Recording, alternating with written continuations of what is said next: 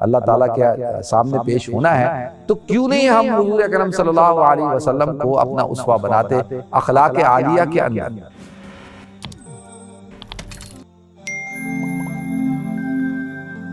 الرحمن الرحیم، السلام علیکم ورحمۃ اللہ وبرکاتہ۔ نبی کریم صلی اللہ علیہ وسلم ایک غزوے میں کچھ لوگ آپ کے پاس قیدی بن کے آئے، اور ان میں بتایا گیا کہ جی یہ خاتون ہیں اور وہ آپ سے ملنا چاہتی ہیں۔ اللہ کے رسول صلی اللہ علیہ وسلم نے ان سے ملاقات کی، پوچھا بھئی، اور کہا کہ میں حاتم طائی کی جو ہے وہ بیٹی ہوں، اور میرا والد جو ہے وہ چیریٹی کا کام کرتے تھے۔ حاتم طائی، آپ کو پتہ حاتم طائی کی سخاوت بہت مشہور ہے، یعنی اتنی مشہور سخاوت ہے کہ حاتم طائی کے بارے میں آتا ہے کہ یہ واحد بندہ ہے کہ جس نے اپنے مرنے کے بعد بھی جو ہے وہ سخاوت کے سلسلے کو جاری رکھا۔ ایک دفعہ آتا ہے کہ ایک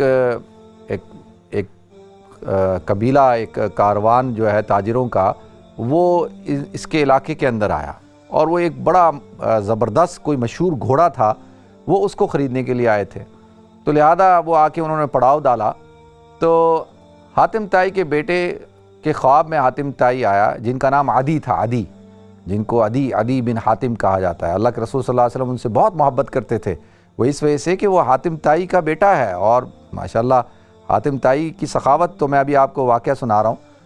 کہ حاتم طائی اپنے بیٹے کے خواب میں آیا اور کہا کہ بھئی ایک کاروان آیا ہوا ہے، تاجروں کا ایک قافلہ آیا ہوا ہے، اور تو لہذا وہ میرے علاقے میں آیا ہے، تو یہ تو میری سخاوت کے خلاف ہوگا، اور میرے علاقے میں آیا ہے تو ان کی دعوت کرو۔ تو عدی نے ان کو خواب میں کہا کہ جی ابا جی میرے پاس تو کچھ بھی نہیں ہے، تو کہا کہ وہ ایک گھوڑا ہے نا، اور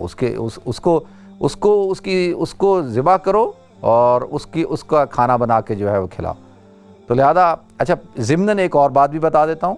کہ گھوڑا جو ہے وہ حلال ہے، اور امام اعظم ابو حنیفہ رحمۃ اللہ علیہ کے نزدیک وہ مکروہ تنزیہ ہے، اس وجہ سے کہ وہ کہتے ہیں کہ بھئی گھوڑا کیونکہ اس کا استعمال بہت زیادہ ہے، جہاد کے اندر استعمال ہوتا ہے، سواری کے لیے استعمال ہوتا ہے، اور کافی اس کے منافع بہت زیادہ ہیں بنسبت اس کے کہ اس کو کھایا جائے، کیونکہ جو کام گھوڑا کرتا ہے وہ کام گائے نہیں کر سکتی، وہ کام اونٹ نہیں کر سکتا، وہ کام جو ہے وہ بکرا نہیں کر سکتا، لیم نہیں کر سکتا، شیپ نہیں کر سکتا۔ کھانے کو تو گائے ہے، بیل ہے، لیم ہے، شیپ ہے، بکرا ہے، اور چیزیں ہیں، لیکن اس لیے حضرت امام اعظم ابو حنیفہ رحمۃ اللہ علیہ کہتے ہیں کہ جی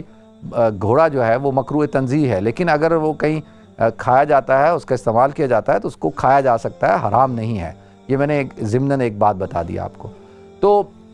حاتم طائی نے خواب میں اپنے بیٹے کو بولا کہ وہ جو گھوڑا ہے اس گھوڑے کو ذبح کرو اور ان کی دعوت کرو۔ تو صبح وہ عدی اٹھے، اور اٹھنے کے بعد انہوں نے وہ گھوڑا ذبح کیا اور ان کو بلایا، اور بلانے کے بعد جو ہے وہ ان کو خوب کھانا وانا کھلایا، سب نے کھانا وانا کھا لیا۔ کھانا کھانے کے بعد انہوں نے ان سے پوچھا کہ بھئی آپ لوگوں کا یہاں آنا کیسے ہوا؟ تو انہوں نے کہا جی ہم تو آئے ہیں کہ وہ جو گھوڑا آپ کے والد صاحب کا تھا جو آپ کے پاس ہے، ہم اس کو خریدنے کے لیے آئے ہیں، اور وہ بڑا ہی نایاب اور قیمتی گھوڑا ہے، اور اس کی جو آپ قیمت بولیں گے وہ قیمت ہم دینے کے لیے تیار ہیں۔ تو عدی مسکرانے لگ گئے اور کہنے لگے کہ بھئی ابھی جو یہ ضیافت ہوئی ہے، کھانا کھایا آپ لوگوں نے، تو اسی کا کھانا کھایا ہے۔ کہا کہ وہ کیسے؟ تو انہوں نے پورا واقعہ سنایا۔ تو تاریخ کی کتابوں میں لکھا جاتا ہے کہ حاتم طائی اتنا سخی تھا کہ مرنے کے بعد بھی اس کی سخاوت اس طرح سے جاری رہی۔ یہ میں نے ایک ضمناً واقعہ بیان کیا ہے۔ تو ان کی صاحبزادی اللہ کے رسول صلی اللہ علیہ وسلم کے پاس آئی، کہا یا رسول اللہ ہمارے قبیلے کے لوگ جو ہے آپ کے جو ہے وہ قیدی بن گئے ہیں ہمارا، اور میں بھی قیدی بن گئی ہوں، لیکن میں تو حاتم طائی کی بیٹی ہوں، اور حاتم طائی جو ہے ان کے اخلاق ایسے تھے، ایسے ایسے۔ تو اللہ کے رسول صلی اللہ علیہ وسلم نے ان کو کہا کہ جاؤ تم بھی آزاد، تمہیں بھی معافی، تم بھی آزاد، اور تمہارے قبیلے کے جتنے لوگ ہیں سب آزاد، جو مال غنیمت کے طور پر جو مویشی یا جانور لیے گئے ہیں، جو بھی اسباب لیا گیا ہے، وہ سارا کا سارا واپس۔ اور کہا اس لیے کہ جو حاتم طائی کی جو تم نے صفات بیان کیے ہیں کہ وہ مہمانوں کا اکرام کرتا تھا، اچھے اخلاق والا تھا، سخی تھا، اور اس کے اندر یہ صفات تھیں، یہ تو مسلمانوں کی ایمان کی علامات ہیں۔ تو لہذا آپ نے کہا کہ ان علامات کی بدولت تیرے والد کی ان چیزوں کے صدقے جو ہے میں تجھے جو ہے وہ معاف کرتا ہوں، جو چھوڑ دیتا ہوں، رہا کرتا ہوں۔ تو آپ دیکھیں اللہ کے رسول صلی اللہ علیہ وسلم کا اسوہ، اور آپ نے کتنی قدر کی اس چیز کی۔ تو لہذا آج مسلمانوں کے اندر سے جو اخلاق عالیہ ہیں جو ختم ہو رہے ہیں، اس کی بنیادی وجہ کیا ہے؟ یعنی آج ہم دیکھیں، ہم مسلمان ہیں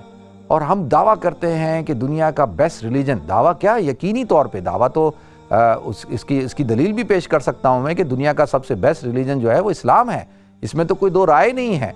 لیکن کیا وجہ ہے کہ آج ہم مسلمان اخلاقی طور پر پستی کا شکار ہیں، تنزلی کا شکار ہیں؟ آج ہمارے اندر وہ اخلاق عالیہ کیوں نہیں پائے جاتے کہ جب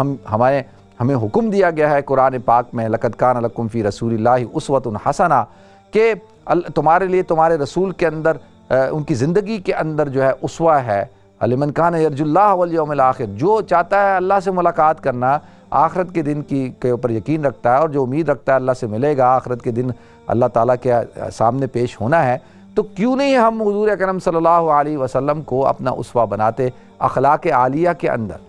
دیکھیں نبی کریم صلی اللہ علیہ وسلم نے ارشاد فرمایا اکمل المومنین ایمانا احسنہم خلقا،